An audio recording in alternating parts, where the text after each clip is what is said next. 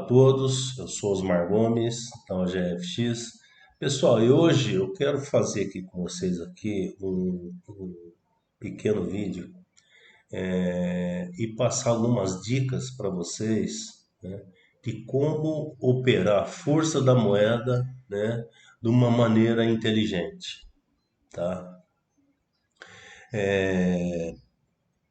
Eu vou Toda a minha explicação, né, hoje vai ser em cima, né, das entradas que eu fiz ontem, né? Por exemplo, do CHF, tá? Primeiro, eu fiz uma entrada no CHF ontem, tá? É, Levando em consideração a desvalorização do CHF, beleza? E por que que eu fiz essa entrada, tá? É, o CHF em si, ele tem uma cesta de moeda que compõe o núcleo do CHF, beleza? E essas moedas são o USD, o euro, o GBP, JPY e o CAD, tá? É, então, o que que eu tenho que entender, né? Eu tenho que entender que dentro da cesta do CHF existe essas moedas, ok? E quando eu tenho uma apreciação do CHF, ou seja, uma valorização do CHF, tá? Eu tenho um aumento do CHF em relação às moedas que fazem parte desse cesto. Portanto, isso significa que você pode comprar mais com o mesmo montante do CHF. Por quê? As moedas que fazem parte dessa cesta, elas desvalorizaram. Então, se eu tenho um CHF valorizado, tá? Então, estou comprando o CHF e vendendo as moedas que fazem parte dessa cesta. Beleza? No meu caso, ontem, o CHF ele desvalorizou, certo? Então eu estou vendendo o CHF, tá? É, Para tanto, eu tenho, né, que não está ainda no nosso software, né, esse sistema de distribuição e desvio padrão, onde traz para mim, tá, as moedas que irão ter a maior movimentação ou a menor movimentação, beleza? E em cima disso, né, dessa estatística, eu faço as minhas operações utilizando os nossos drivers. E quais são os drivers que eu utilizo, pessoal? Eu utilizo seguidor de tendência e também a força da volatilidade, tá? É, Essa análise de ontem, eu usei, né, o seguidor de tendência e também poderia ter usado a força da volatilidade. O seguidor de tendência, né, indo para o seguidor de tendência, que esse drive aqui, o CHF, analisando o CHF no diário, né, foi ontem, estava aqui, ó. O CHF está onde, pessoal? Está aqui embaixo, ó. Ele está sem força.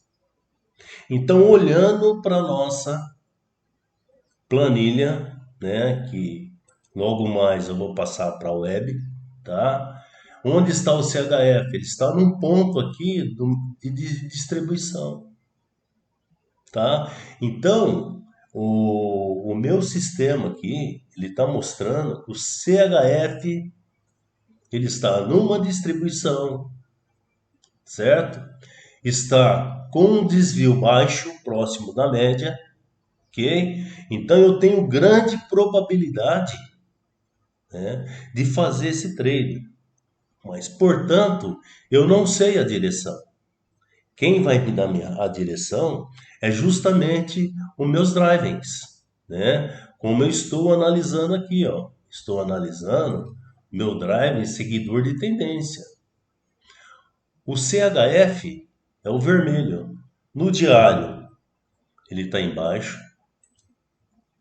O 4 horas, tá? Também embaixo, tá? E eu vou analisar o H1. O H1, onde que ele estava? Dia 23 horas, ele estava lá em cima. Como eu tenho a força do diário empurrando essa moeda para baixo, então eu vou entrar onde? Na fraqueza do CHF. Beleza? E foi, né, justamente o que eu fiz. Eu entrei na fraqueza do CHF. A única moeda que eu fui contra foi o JPY, tá? Que o CHF ele ganhou do JPY. Eu vou explicar o porquê. Beleza? Então, no CHF eu fui a favor do JPY. Beleza?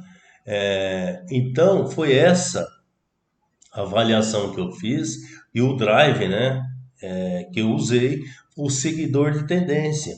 Eu também poderia ter usado, né, o driving da força da volatilidade, ok? Olhando o JPY, o CHF, tá? No diário, tá? Eu tenho o CHF caindo, ok? Né? Estava aqui, ó, nesse ponto aqui, ó. Ele estava caindo o CHF.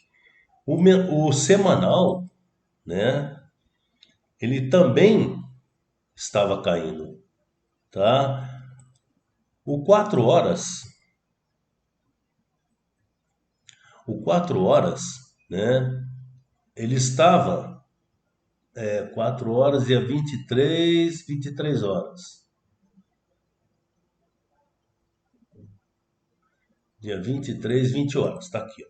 4 horas, ele estava nesse ponto aqui, ó. Ou seja, ele estava num ponto indefinido. Agora, quem vai definir isso para nós é o H1, tá? Onde estava o H1? O H1, ó, dia 23, né? Dia 23, às 23 horas, ele estava lá em cima. Como eu tenho o diário numa tendência de baixa, o semanal numa tendência de baixa, a tendência é o quê? Puxar o CHF para baixo, tá? Então, esse drive aqui, ó, ele opera, pessoal, em cima dos cruzamentos. Tem três pontos principais aqui, que é essa linha, a linha verde, a linha zero e a linha vermelha, tá? Eu fiz um vídeo, né, explicando como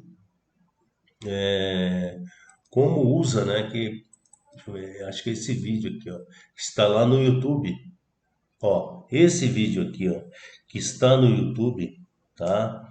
É, eu fiz esse vídeo explicando como que funciona esses cruzamentos aqui, tá? O vídeo que eu fiz, eu estava explicando o cruzamento entre moedas, tá? Mas você pode usar esses cruzamentos em relação aos tempos gráficos, beleza? Então, por exemplo, se eu tenho aqui, ó, o diário, né, cruzando essa linha aqui, ó, tá? Eu tenho o diário cruzando, né, essa linha. Você pode perceber que existe uma grande probabilidade que o H4 está descendo. beleza? Então, isso é válido para os tempos gráficos também, tá? Assim como ele é válido para as moedas, ele é válido para os tempos gráficos, beleza? Então, pessoal, as minhas entradas, né, elas são relacionadas primeiro, tá? Em cima desse driving, que é o driving de distribuição e desvio, né, que eu ainda vou subir esse drive, onde determina para mim a movimentação da moeda, ele não determina, tá, a força da moeda. Ele determina as principais moedas que poderão se movimentar no dia. As que se movimentam mais e as que se movimentam menos. E esses gráficos, eles também irão me auxiliar nas minhas tomadas de decisões. Então, se eu tenho, né, aqui o NZD, CHF e JPY, eu esqueço o restante das moedas. Eu vou trabalhar dentro dos meus drivings, procurando a movimentação dessas três moedas, tá? Uma outra moeda que eu entrei foi o JPY, tá vendo aqui, ó? Eu entrei no JPY, tá? Entrei na fraqueza do JPY. Portanto, vamos analisar o JPY dentro dos drivers que nós temos. Meu cachorrinho tá latindo aí, mas não esquenta a cabeça não, que ele não morde ninguém não. Então, olhando, né, para o driving do seguidor de tendência, o que que nós temos no driving de seguidor de tendência, olhando para o JPY, tá? O diário eu tenho o quê? Eu tenho JPY embaixo, certo? 4 horas, JPY embaixo. E 1 hora, o JPY, ele estava onde? Ó, às 23 horas, o JPY estava lá em cima.